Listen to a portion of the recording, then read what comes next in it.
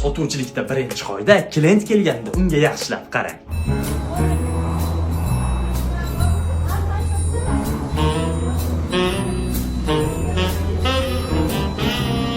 Ikkinchi qoida, unga hech qachon tovar narxini aytmang. Shunda unga qiziqishi yanada oshadi. Bu necha pul? Voy, shunaqa vkusingiz zo'r ekansiz, sumka tanladingiz.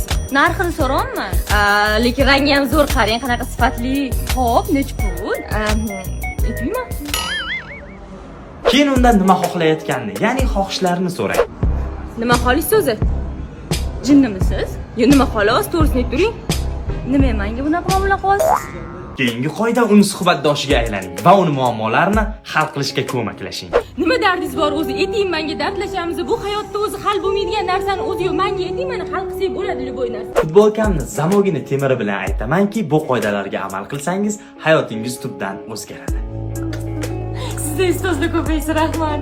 Bo'pti, kelib turing. Sandaqa sotuvchini hayotimdan qaytib uchratmang.